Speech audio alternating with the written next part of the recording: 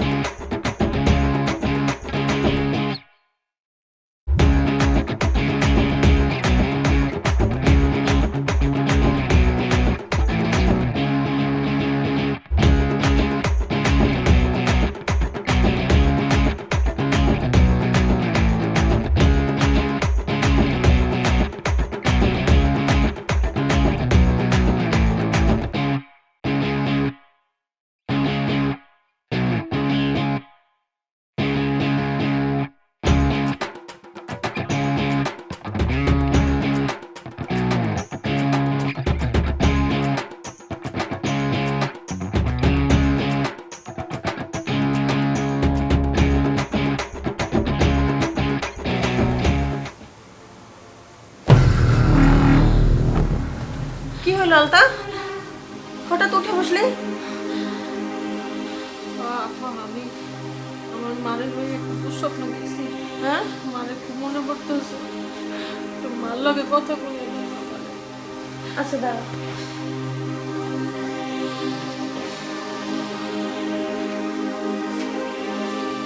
এই যে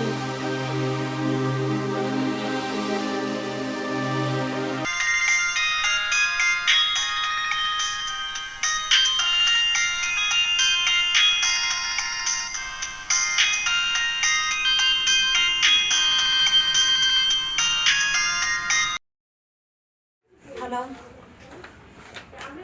কে? হ্যালো মা, আমি আলতা। বল মা, ক। বিকাল থেকে অনেক ব্যস্ত ছিলাম, এই জন্য তোমার ফোন দিতে পারিনি। ও মা, কেমন আছিস?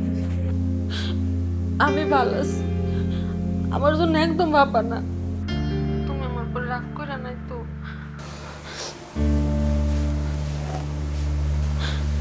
তুমি ঠিক মতো খাওয়া দাওয়া করতেছো? আমার উপর রাগ করো না, আমার জন্য দোয়া করো। হ্যাঁ রে, তোর স্যার কি কইল? তোর দিয়ে কিছু হইব নাকি ফিরাইতে হইব? আমার মাই কি কয়, আজকে আমি আমার স্যারের অ্যাক্টিং করে দেখাইছি, স্যার খুব খুশি হয়েছে। স্যার কি কইলো জানো? ভালো, অনেক ভালো, অনেক ভালো করছো। এরকম করতে পারলে তোমাকে বিয়ে হবে। থাম মা, থাম। মানুষের কথা মানুষের কইতে দিল। একদিন দেখবি ওরাই কইব মায়ের কত নাম ডাক হইছে, কত বড় হইছে। থাক মা, শুয়ে থাক, কালকে সকালে আবার কল দিব। আচ্ছা মা, রাইখা দাও। ভালো থাকিস মা।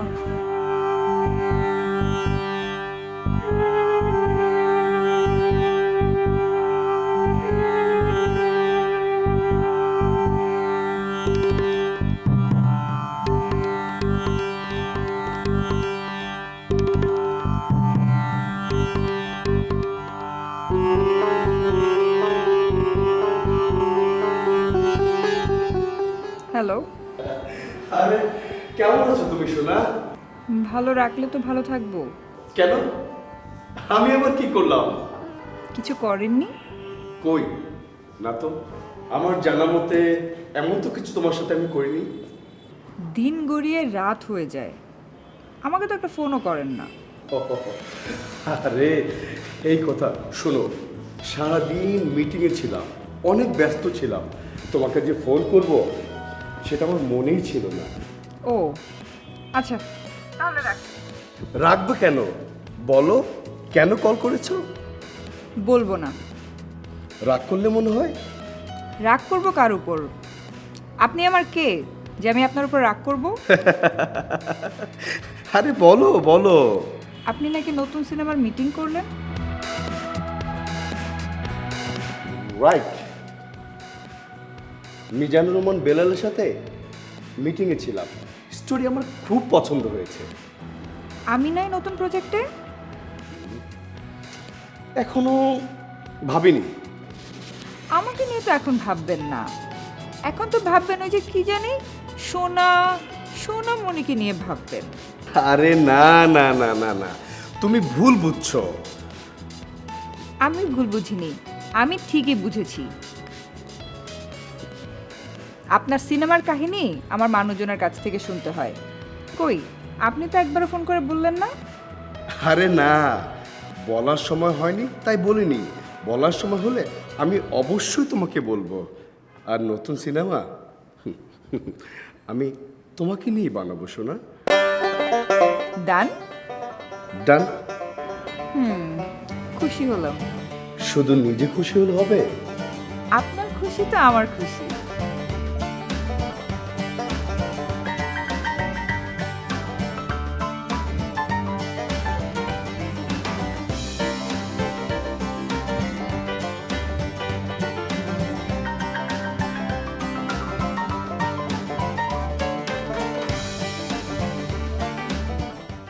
ওই গো রাবিনার মা, তাড়াতাড়ি করো, ওকে রেডি করে নিয়ে আসো।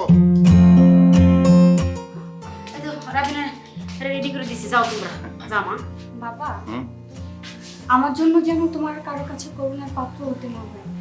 আমরা ডাল ভাত নুন খেয়েই থাকবো, কারো দয়া চাই না। মারে আল্লাহ না করুক তোর জন্য বড় ধরনের কোনো অসুখ না থাকে। যাচ্ছি ডাক্তারের কাছে পরীক্ষা নিরীক্ষা করতে, দেখি কি হয়। চলো, এই তুমি যাবে না? তোমরা দুজনকে নিয়ে চলবে, তোমরা যাও, আমি এদিকে রান্না বান্নার কাজটা শেষ করি। যাও, ঠিক আছে, যাও। চলো।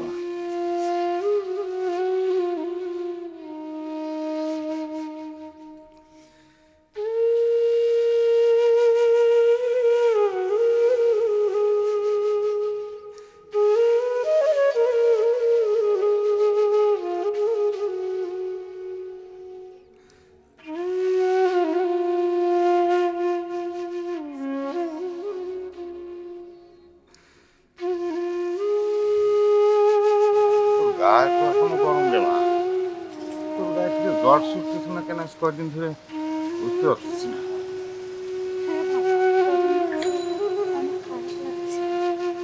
যাই ডাক্তারের কাছে যাই, ডাক্তার কি ওষুধ দেয় ঠিক মতো ওষুধ খাবি আমার। ঠিক আছে, চিন্তা করিস না, ইনশাল্লাহ ভালো হয়ে যাবে। হ্যাঁ, আর ডাক্তারও তো ভালো ডাক্তার।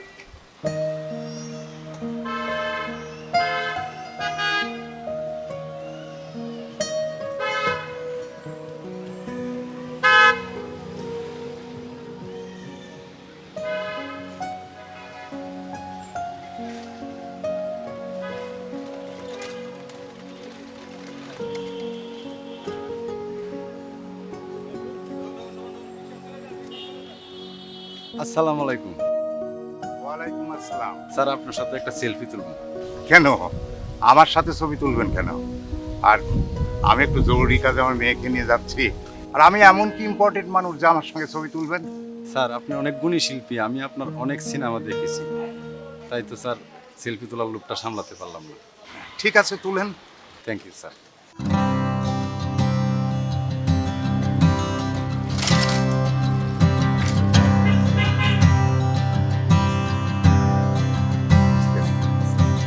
ওয়ালাইকুম আসসালাম। মারে দেখছি আসলে শিল্পীদের এটাই প্রাপ্তি, এই যে মানুষের ভালোবাসা, আর এই ভালোবাসার জন্যই আমরা খেয়ে না খেয়ে অভিনয় করি। তাই বুঝি বাবা? হ্যাঁ, আজ বুঝলাম কেন তুমি এত কষ্ট করো, অভিনয় জীবনটা ছাড়তে চাওনি। নিজের চোখে দেখলাম মানুষ তোমায় কত ভালোবাসে। ভেবেছিলাম আমি চাকরি করে তোমাকে একটু ছুটি দিব, কিন্তু না বাবা না, এভাবেই তুমি তোমার অভিনয় জীবন চালিয়ে যাবে। ঠিক আছে রে মা, চল।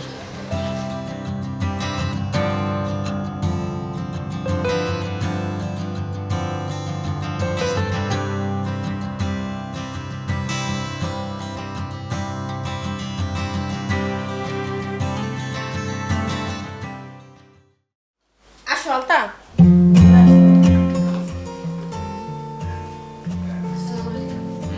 ওয়ালাইকুম আসসালাম।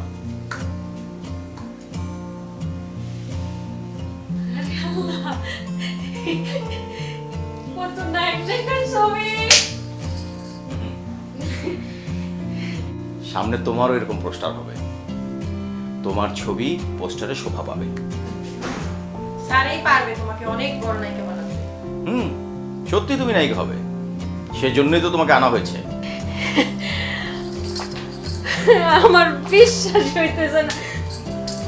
শোনো, নিজের উপর আস্থা না থাকলে মানুষ কিছুই করতে পারে না। মনোযোগ, শ্রম, নিষ্ঠা এগুলো যদি না থাকে তাহলে সে কিছুই করতে পারে না।